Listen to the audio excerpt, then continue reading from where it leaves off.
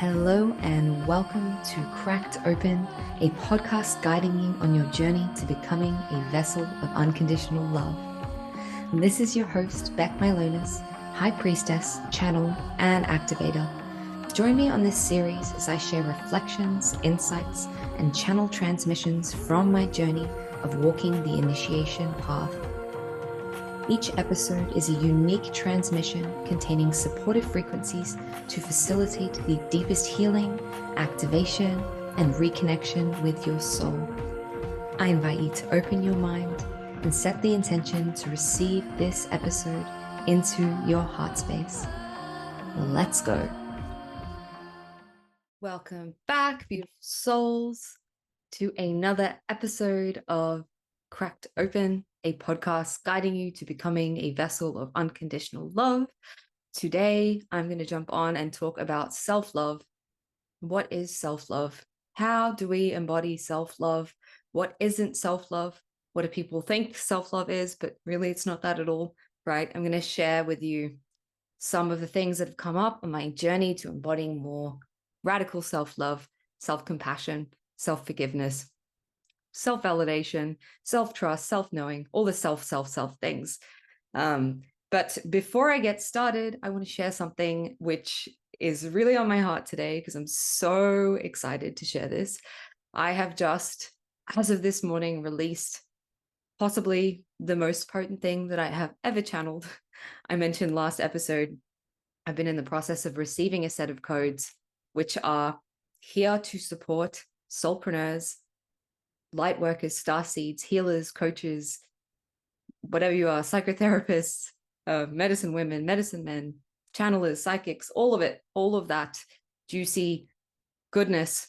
Or even if you're not even on a soul mission and you're not here to do this for work, but you just desire to connect to your purpose, your mission, your soul codes, I have just released a bundle of super powerful codes, a offering called the Soul Mission Accelerator. And inside of these codes, I channel 12 different activations, clearings, multidimensional healings, re-anchorings around everything that I just said. So they're here to support you, right? Because actually, the journey of soul purpose, soul mission, entrepreneurship, soulpreneurship is one of self-love. And that is what I have noticed. My business has been my biggest teacher. My soul mission has been my biggest teacher in how much self-love I actually have, right? Everything that you feel about yourself, everything that is blocking or suppressing you or inhibiting you from being who you truly are is going to show up in your business. Your business is literally going to mirror that, right? So you're going to have people who can't pay you. You're going to have a business model that feels frustrating. You're going to have clients that ghost you. You're going to have no traction on your posts, all of these things, no ideas, stagnation, lack of momentum. If there is anything internally which doesn't see how fucking dope and awesome you are and is not aligned with the frequency of calling it in, because some of us really crave and we desire to have this thriving soul mission, but we don't believe we're worthy of it, or we are afraid on some level that having that means that we will potentially lose, putting ourselves out there, for instance. If we put ourselves out there, we will lose love. We will risk being judged. We seek the validation from other people, from how well our business is doing, from external things to feel good about ourselves. And so that business is always going to mirror back to you whatever's going on inside. It's the greatest gift. And it has been fucking painful for me. My business has been a huge initiation for me and constantly having to face my internal stuff. But what I want to say is right now, as I've been saying on the previous episodes leading up to this one, we're in a time where we can shift really quickly, right? So it doesn't have to take months, years, decades, like it's taken me to get to this point of really anchoring and embodying our soul mission and embodying the codex of our soul, what we came here to share.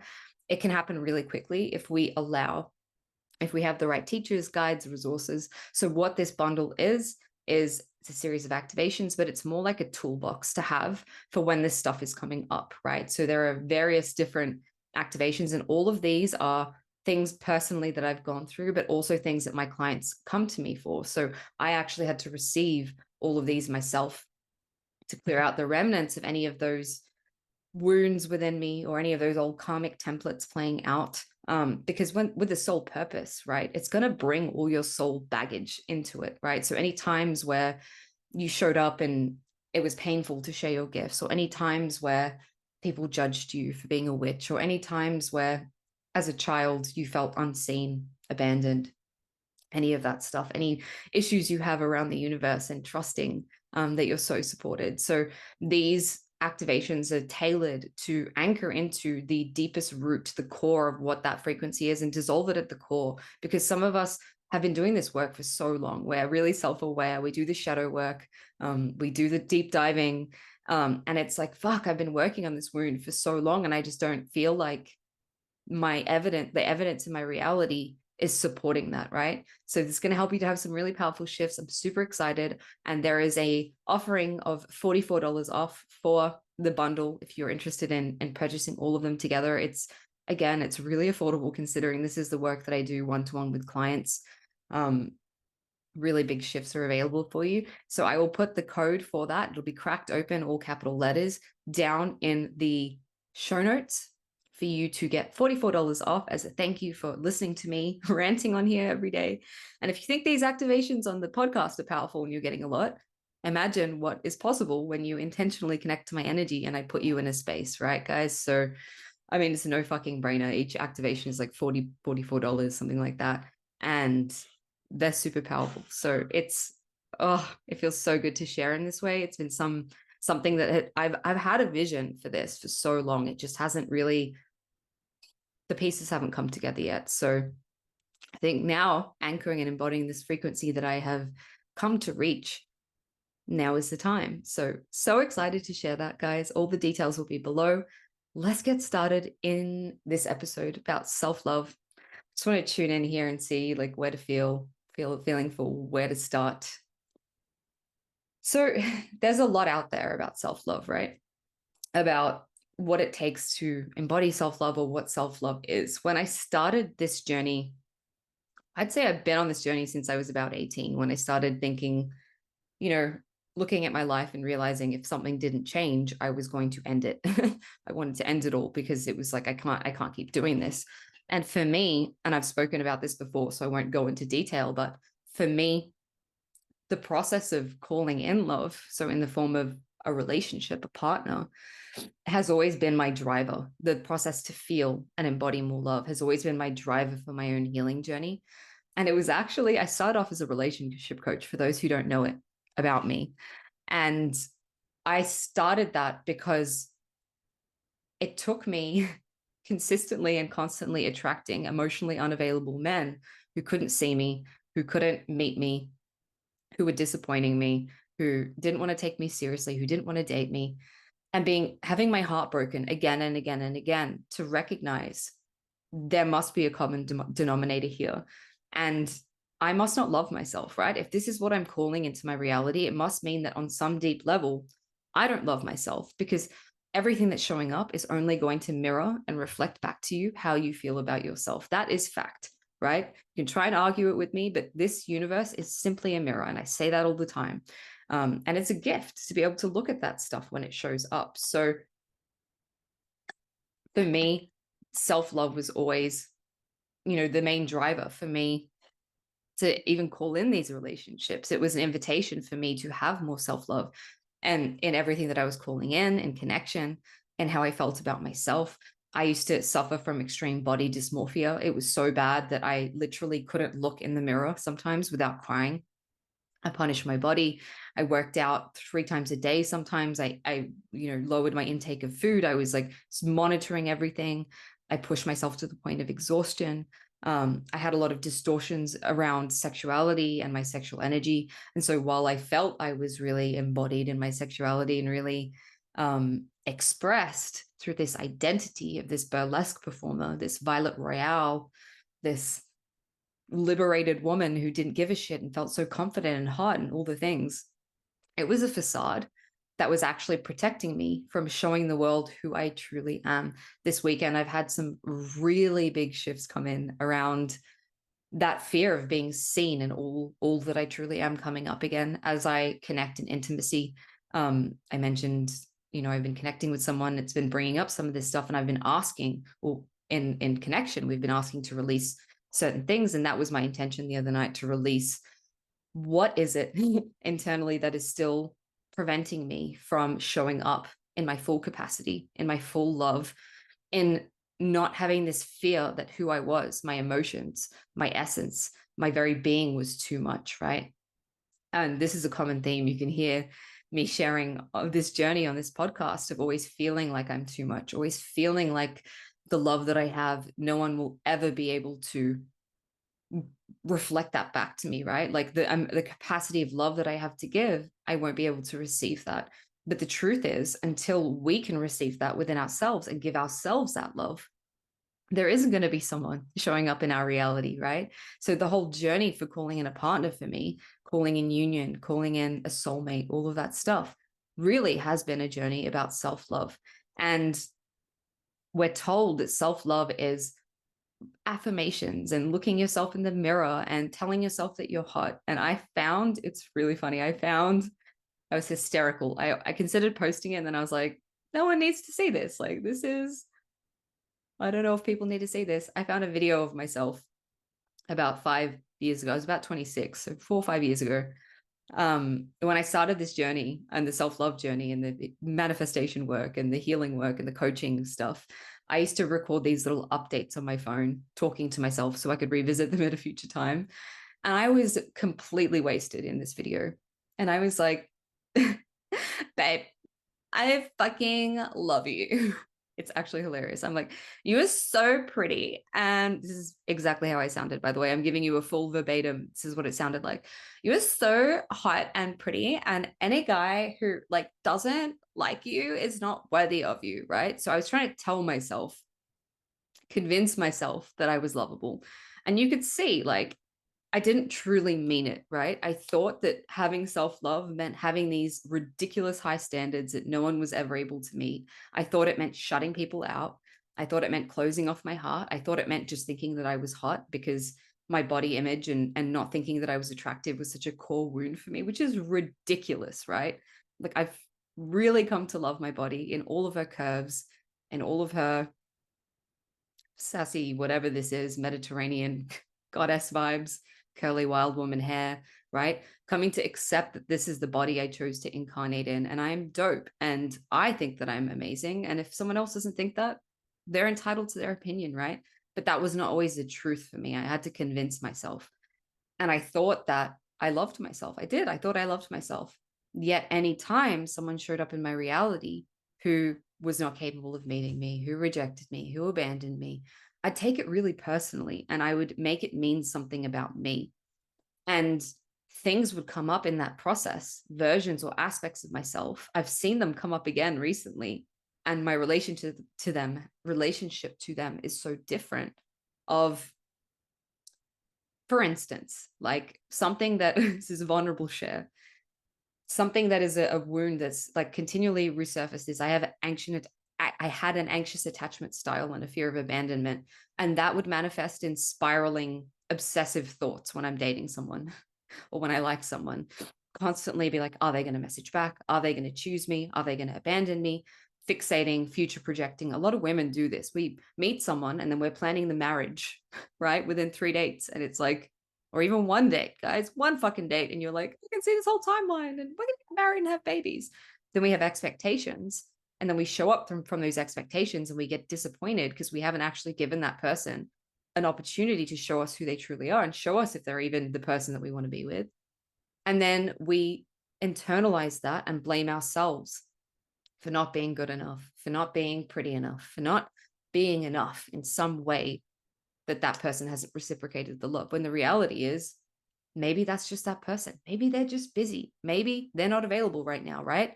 The reality is, yes, you've attracted them in because it's reflecting some part of you who isn't capable of loving yourself fully, to show you something within you, right? Because relationships are a gift to show us what's within us. It's hidden.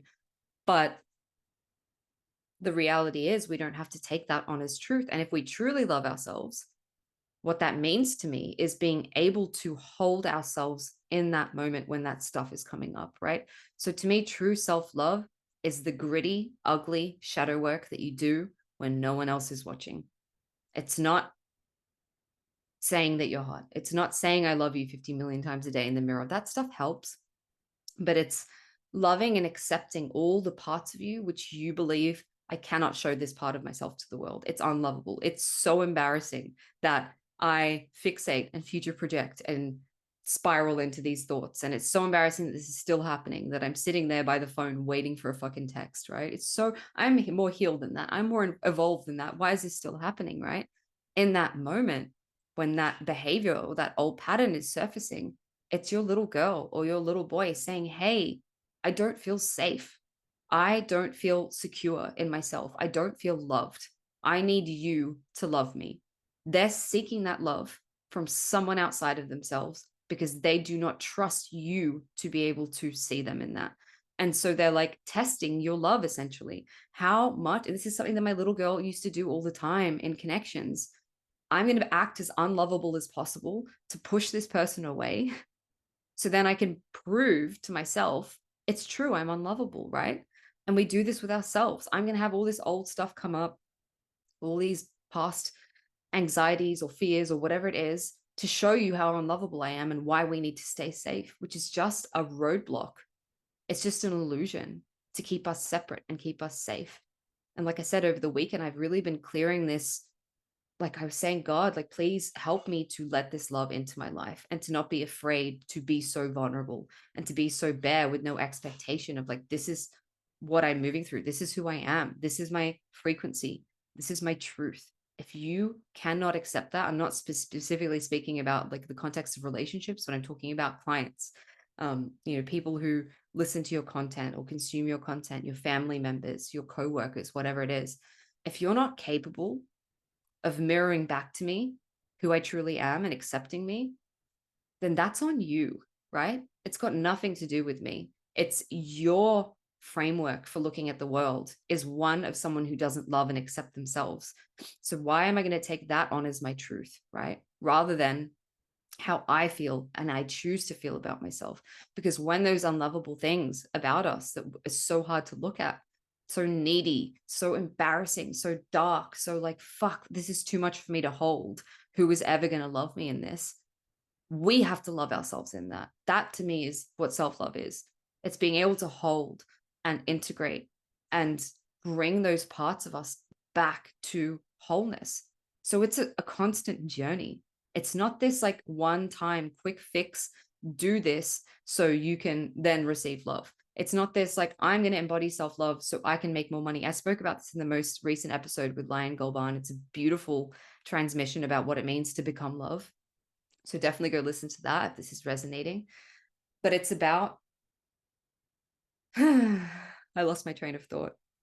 Let's drop back in. What was I saying? Being that love for yourself, because that's the only way to be, because it's who you are. You're not doing that to get something.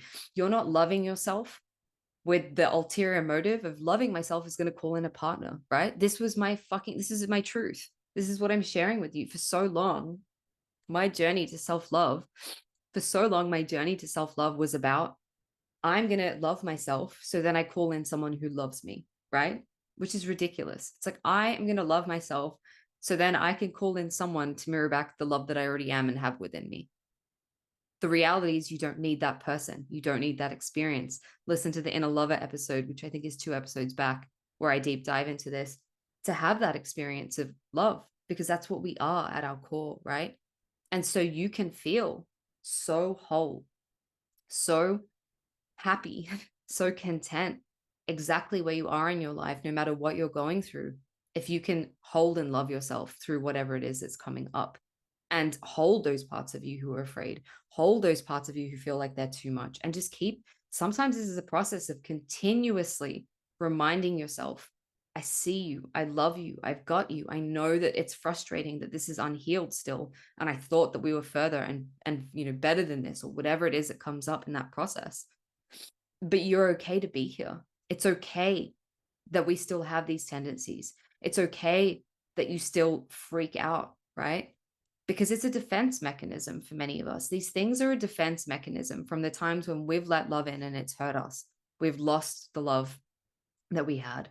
We were unable to have that love, or love was conditional in some way in the people around us when we were growing up. So we learned that we're going to be disappointed, that we need to expect and be on high alert that things are not going to work out, that that person's going to abandon us, whatever it is.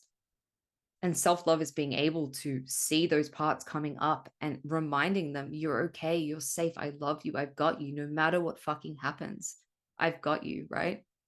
And it's that, it's always deepening because there's always more love for us to experience. Give me 1 second. There's always more capacity for connection and intimacy. And this is what I've seen. I remember at the start, I was calling in, I've called in like at least six, I would say about six, maybe a bit more than that, really formative soulmates into my life who have impacted me deeply. Some of these have not been romantic, right? Some of them have, or some of them have been romantic in that there's been feelings, but they were unfulfilled, or I was disappointed, or it never eventuated in a relationship, or whatever that is. And I would get so frustrated when they would show up and it wouldn't work out, or it would be mirroring some uncomfortable stuff. And I'd be like, oh my God, here we go again. It's another fucking karmic to make me address my inner shit. And this is bullshit. And it's so unfair. And I thought by now we'd be further along. But that's just such a shitty way of looking at it. It's so limited looking at relationships, showing up and mirroring your stuff and being like, I'm a victim. It's not fair, right? It's like most recently, right? The connection I've called in, my perception has shifted so much where I am so grateful about, I don't give a shit what happens. It's like I am grateful for this person showing me something within me that I was previously unable to access, right? Like every single person and their specific codex is going to touch and reflect in you something different. So if you're shutting yourself off to connection, to intimacy, because you think I'm waiting for my soul, like my sacred union, my partner, whatever it is, because only then will I be, when I'm healed, when I'm ready, will I call it in and I'll be able to hold it all, or I'll be able to maintain, or whatever it is, I'll be able to receive it. It's like in those connections that we have with people along the way, every single one of them is supporting us to embody and anchor that frequency of more love so we can receive it in our reality, right? And they're gifts. It's a beautiful gift. Looking back, every single one of those soulmates who couldn't meet me, who disappointed me, who abandoned me, who upset me, who brought up grief and heartbreak, I was so pissed at them. But looking back, I'm so grateful for them because they made me who I am. And we have these contracts with people and we agree, I'm going to come in at this time of your life and help you skyrocket. And it could be like a short-term thing. It could be just one date. It could be you don't even speak to this person, just being in their, this has happened to me with a few people, right? Just being in their frequency has brought up some shit for you. And you need to accept that, like, I don't know how this might work out. I don't know where it's going, but I open my heart enough to be able to receive whatever is being shown here for me. I remember I used to get so frustrated every time I would go get a reading and they would be like, so you need to focus on self-love. And I was like, for fuck's sake, is that not what I've been doing? I love myself, but I didn't, right? Because I would still be giving my power away. I would still be allowing other people to make me feel certain ways about myself. I would still be believing the story that these old patterns, these old behaviors, these old wounds were really unlovable. And I want to tell you that there are people in this world, once you start embodying that ability to hold and love yourself in all these parts that are really unlovable, there are absolutely people in the world who are going to see those parts of you and think that they're endearing or attractive, right? Like, I'm just saying, like, if you're an intense person, I've seen this a few times showing up for me.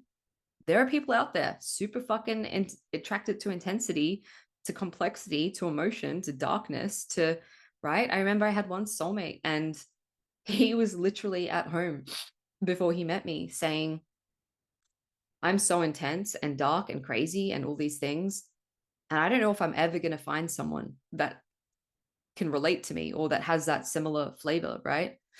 But I trust that if they're there, I'll find them. And then we found each other. And he's like, holy shit, you have all the same stuff too. And it's so cool seeing someone else reflect that back at me, right? Because we all feel so misunderstood and we feel like we're the only person that has this darkness, that has fears. And if we can vulnerably share, which is an edge, it's so an edge when we're relating with people, and not even necessarily romantically, but when we're relating with people in any way, because intimacy is not just romantic, right? We can have intimacy with our friends, with our partners. So if you're really closed off to romantic um, connections right now, or sexual connections, or anything, dating, cultivate this intimacy with your friends. I remember some of the greatest gifts in intimacy that I've ever had: friends showing up, women particularly showing up and embodying that unconditional love that I never received, right? So I had Dana, who is, I've featured her on this podcast, one of my deepest soul sisters. I remember there was this one time we did this mushroom journey together, and I had all of these like things kind of coming up in that weekend together of my little girl being really unlovable and being really moody and like trying to test the love of like push her away by being this shithead. So then she's like, I don't love you and I don't want to be around you, because it was terrifying for me to reach this new level of intimacy with this soul sister of true soul love. And I remember when we were on the shrooms, she just said to me, Beck, I love you. And I'm speaking to a little girl right now. I see you trying to push me away. I see you trying to act unlovable to test the love, to confirm that you're unlovable, and I love you anyway. And it was such a gift to receive that in that moment, because we assume that people aren't going to be able to see it and hold it and love it. And that's usually because we can't see it and hold it and love it, because we tell ourselves this is so unattractive. This anxiety that I have when I'm dating someone is so unattractive. And it's so embarrassing that I'm this vulnerable, and it's so embarrassing that I'm this afraid. Like, what am I so afraid of? This is what came up for me the other day. Like, I was like, I'm so afraid of this person seeing all the love that I am. That's without intentions or expectations of any sort of future thing. It was like, I'm literally just afraid that if during intimacy I happen to merge into the divine, melt into this bubble, have this huge orgasmic or even emotional catharsis, this person won't be able to hold that. It'll be too much. It'll trigger him. It'll push him away. Right. And the reality is that's my truth. Right. That's a part of me. And if I'm not sharing that honestly, like openly, vulnerably, then I'm self abandoning, because that person is only seeing a mask or an identity that I've created of myself. They're not seeing the true capacity for myself. And we had this conversation where I was like, I feel it's really frustrating that I only get to show up with like 40% of my intensity, because my complete intensity and all of who I am will fucking obliterate anyone that comes into my field, because that's a lot of love, right? That's a capacity to shine a lot of love in some really dark spaces. And some people are not ready or capable of going there, and that's okay. But it's about discerning when you're sharing that energy, when you're sharing who you are, where that person's at. And is this person truly a safe place for me to express this? Are they capable? You will know this in your heart, right? And for me, it took a lot of times expressing and being myself and being rejected in that, to be able to be like, whether or not this person can handle this true expression of who I am, it doesn't fucking matter, because I can hold myself through that rejection. I can hold myself through whatever comes up, the heartbreak, the abandonment. And next time, I'll know a little bit more. I'll be a bit more evolved. I won't be so afraid of what might happen if I share this love. And so when I did share, you know, whatever was coming up for me, it was from this place of detachment, of like, the edge for me is to share this. And you might not be able to receive that. I know, you know, your inner world, and maybe this is going to trigger some of your I'm too much intensity stuff, but I can't continue to hold back parts of myself out of fear that they'll be rejected, because then I'm not calling in people who are truly aligned with my core frequency, because that's the truth. The more true we are to who we are at a soul level, the more true we are to what is going on internally to us, sharing the uncomfortable things that we're afraid that they won't be accepted, they won't be loved. If you can lay it all out there, right? And I'm not saying like on a first date, just like, blah, this is like every single childhood wound I've ever had, right? Don't do that. Discern, take some time to get to know someone and figure out whether they're even worth exploring that with. But don't go into relationships with people only putting your best foot forward, only putting the sunny, bright, happy, powerful versions of you, right? Because that person is not getting your full essence. And actually, for me, I've realized I am really powerful. I am really big energy. I am really intense. And maybe those people who relate to me, my soul clients, my partners, my lovers, my family, need to see me that I'm human. They need to see that despite all the amazing work that I do and the frequency of love that I can hold, I still come up against this shit.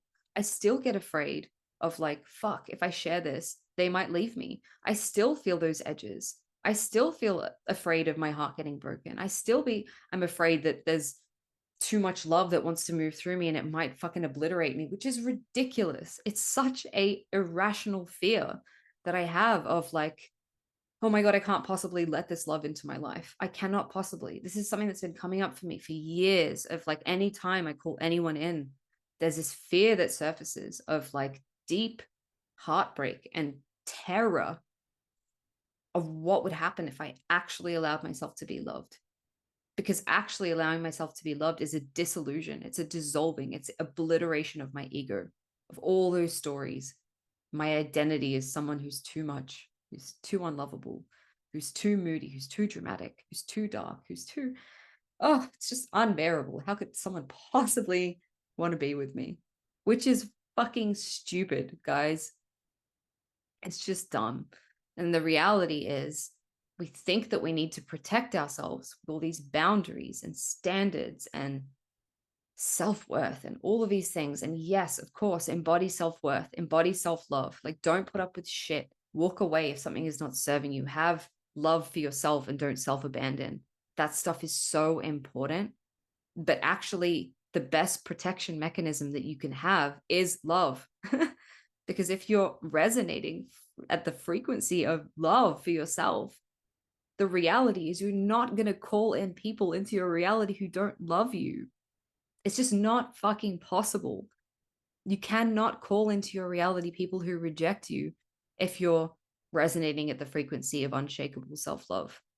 And if you do, you very quickly just let them go. And you're like, well, you're not capable of giving me what I need right now or meeting me in the ways that I require. And I'm not going to take it personally. And I don't have resentment towards you. We're just not in alignment, and bye. Right. And it just lets us release so much of this drama that we have around relating, around intimacy, because we just see and we know and we trust in our heart, if this person, if this situation, if this job, if this client, if this family member is really for me and meant to be in my life, me being truly authentically me is the greatest gift that I can give them. And me expressing who I truly am is only going to bring us closer. It's not going to push them away, right? And if it pushes them away, it's a gift, because then it gives you an opportunity to love yourself a little bit more. Gives that person, if they're available to it, an opportunity to look at, why am I triggered by this person's full expression, right? Why am I triggered? We're often triggered by an aspect. And it's so interesting that I always seem to pull people in to my reality. It's not just romantically, I mean, friends, clients, all of the things, who have unhealed aspects of themselves, which I'm there to trigger. So my intensity, for instance, my darkness, my power, it's very triggering to people who are not in their power. People don't like me for that reason. I intimidate people for that reason, right? And it's not me that's intimidating them. It's the reflection of some part of themselves that they're repressing.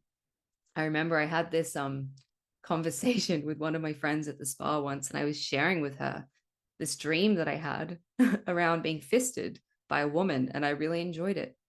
And that's not to say that I love being fisted by women, or, I mean, maybe, who knows? I haven't tried it. Might be something that I'm into.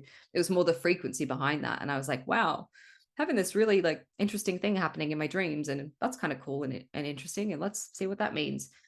And she was so uncomfortable in me sharing that. And I could see that, like, she really wanted to, it was such an edge for her to even talk about that, particularly in public. She was like, Beck, I'm going to be honest with you.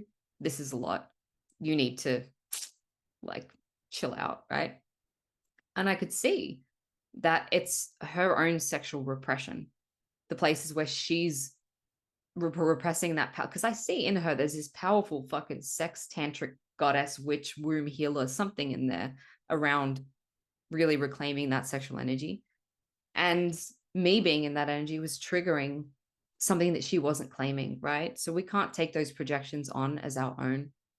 So let's give you some practices of like how you can start to embody that self-love. Well, it's firstly, let's checking in. Something that I notice that I do as well is like I only check in with my little girl when something's wrong, right? When she's triggered or when there's some darkness coming up or where there's some shadow, then I'm like, yo, what's going up? What do you need? Right. And that's such a shitty relationship to have. That's only giving her attention when she's being bad, which is a template that we might have, um, inherited from childhood of thinking that the only time we're going to get attention is when we act out, right? So it's perpetuating that cycle. So something I've been doing every day is just checking in with her and being like, yo, little Beck, how are you doing today? Like, what do you want? What would you like? What attention can I give you? What would make you feel good today? What do you need from me today? And just constantly and consistently checking in with ourselves, even when things are good, right? Something that we forget to do when we're feeling good. We don't think to check in with our little girl. We only think to check in with her when there's healing that needs to be done, or when there's some process that we need to go through, or she's blocking us in some way, right? Like, no, we need to be constantly aware of like, what's my internal state at any time? What else can you do? Self-pleasure has been massive for me. And I'm not just talking about masturbation. I'm talking about self-massage. I'm talking about literally just touching my body in a way that feels nice. So like learning to, for instance, my breasts. When I was like 14, out of nowhere, I spurted these epic double Fs, right? And they attracted a lot of unwanted attention for me as a 14-year-old, to have grown men hitting on me constantly, to have family members, like people just constantly bringing up my tits. It was so inappropriate that I had to go through that as a young teenager, 12 even. I think it was like 12 or 13, that they were constantly the source of all of the attention that I was getting. And I just shut them off completely. I was like, rejected them, hated them. And that for that reason, like the sensitivity around my breast was gone for until recently. I've only started to bring that sensitivity back. And so something like parts of your body which you've rejected, like maybe it's your stomach. Like for me, one of my biggest self-love things is just patting and holding and like stroking my stomach and just telling her I love you, because I've had bloating and digestion issues. I don't have the flattest stomach ever. There's some little abs there, but you can see a little roll here. For those of you on the iPhone video, just touching myself lovingly in parts of my body, massaging my feet, right? Like giving myself soft, gentle strokes where I need to. If you're a woman, really understanding your vagina, like that's such an edge for so many women. They have no idea how their vagina even works. They think the clitoris is the only way to receive pleasure, but it's like actually exploring. And this doesn't even need to be sexual. It doesn't need to be like self pleasure.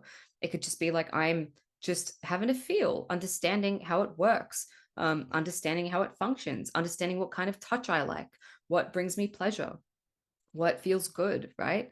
Other self-love things you can do is taking the time to do things that light you up, that bring you joy. Like music for me is one of those things, creative things, going for walks in nature, hanging out with my friends, you know, being silly, embodying my little girl in whatever way.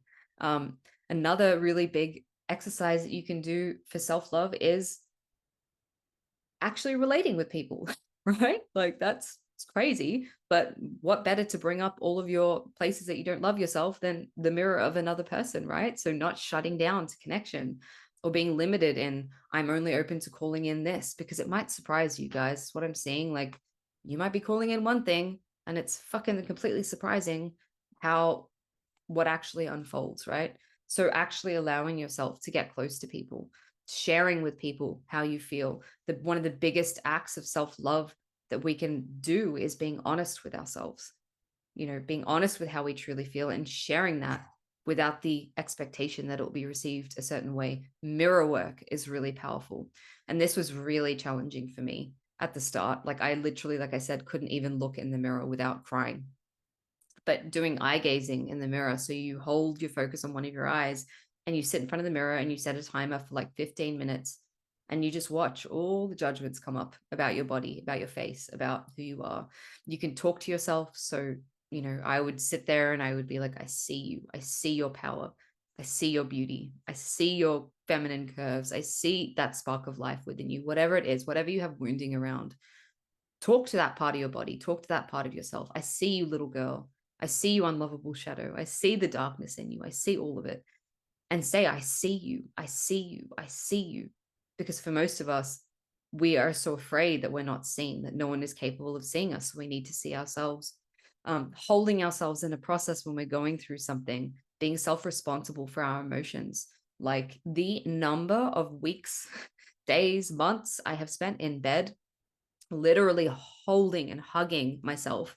Another great thing that you can do is get like a pillow and say that that pillow is your little self, right? So pretend that pillow is your little self, hug it, hold it, be there for it, right? Express all of the emotions. Let yourself express the rage in a healthy way. If you need to fucking let go of some stuff that's coming up, let yourself express it in a healthy way. Go punch a bag, go for a run, hit your pillow, do something, scream, go for a drive and just scream the whole way. Get those emotions out. Exercise can be a really beautiful form of self-love, but doing it from a place of, I'm not doing this to change you, to abuse you because you're not good enough. I'm doing this because I love you. Eating well is a form of self-love. Having practices, a morning routine, having time that you devote to yourself. For me, anyone in my life knows that between the hours of when I wake up and 2 hours after that, I am not available. I am not available for conversation. I'm not available for calls. I'm not available for anything because that is my time, right? So in the morning, every single day, no matter where I am in the world, no matter what I'm doing, with the exception of if I have a really early call, and in that case, I try and get up earlier, I set aside time. I journal, I pull cards, I meditate. Non-negotiables for me every single day. Non-negotiables for me every week is that I go for a walk, I do some exercise. It used to be much more intense, the regime that I had, and I'm getting there slowly again, building myself up from a place of wanting to do it and desiring to do it because it's loving to myself, and not because I'm abusing myself. But having those routines for yourself is an act of self-love. Setting boundaries is an act of self-love. So saying no to things that you don't want to do, saying to people, hey, this is how I expect to be treated, and if you're not treating me that way, I'm going to walk away, right? Doing things that help you to evolve. So consuming content that is expanding your mind, listening to these podcasts, reading a book, taking some time, aside every week to do a self-development process, all really important acts of self-love. Doing the things that you love, making time to do those things that you love, making time to cultivate a relationship with yourself, because we think that, oh, when I have my partner, then I can anchor heaven on earth. This is my fucking story, guys. It's such bullshit. When I call in my soulmate, then I'll be happy. Then I'll feel all the love. Then my life will feel fulfilled. And until this man comes into my life, there's no possible way of me feeling that heaven on earth. And what I've noticed is actually I need to cultivate a life myself that is so full, so whole, so enjoyable, so fucking orgasmic and juicy that anyone else is just a bonus, right? It's not the reason for existing, it's a bonus. And can I sit with myself with the maybe reality that I'll be alone until I die, like that no one will come, that's it, that maybe it is just me, and that this is the most important relationship for me to cultivate, because we can enter into a deep loving relationship with ourselves where it feels like we have a sacred partner, right? Because we're whole and we don't need someone else to have that experience of love. Cultivating a relationship with God. If you struggle to see and love yourself, I can tell you that there is someone, or many people energetically out there. I'm talking about the universe. I'm talking about the divine mother archetype, the divine father, the goddess. I'm talking about the earth. I'm talking about Jesus. I'm talking about Mother Mary, the angels, your guides, high light beings. We have access to so many beings, to the presence of God, like pure source frequency, our soul, our higher self, who love us conditionally, unconditionally already, exactly as we are. And so if there's something in you that is coming up that is really hard for you to love, my prayer that I say, and this is actually where I'm going to leave this episode, I think, because I think we've gotten what we needed to get out of it, is God help me to bring love to this situation. Help me to love this person, this version of myself. Help me to love the parts of myself that I'm really struggling to love. Like, love them for me, right? The dark mother or the dark feminine is such a beautiful archetype to tap into for this love, because that is the love that knows no borders, no boundaries. She will love all of you, the most unlovable, horrible parts of you.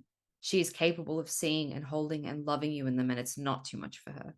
Literally nothing is too much for her, right? So Kali Ma, great one to call in, and ask her, help me to love this. Like, help me to help me to love this part of me that I can't love right now, that my human can't love. So they are some invitations for you guys. And of course, telling yourself you're hot is helpful. Dressing up nice does make me feel good. And I do it for myself, not for other people. So when I shifted I'm going to dress up and look hot so a guy can pay me attention, to like, I'm going to dress up and look hot because I actually embody the frequency of the goddess when I feel good about myself, right? Self-care stuff, like basic hygiene, having a shower, washing your hair, that stuff makes you feel good, right? So I hope, are some things that you can go do to practice more self-love. I have a free self-love mastery activation, which has an activation around this within the Soul Mission bundle. I think there's 3 or 4 in there that are really great for this. So there is one, which is I'm afraid to be seen, or it is safe for me to be seen, as the recode. There is one which is inner validation and security. So that's not placing your need to be loved on others.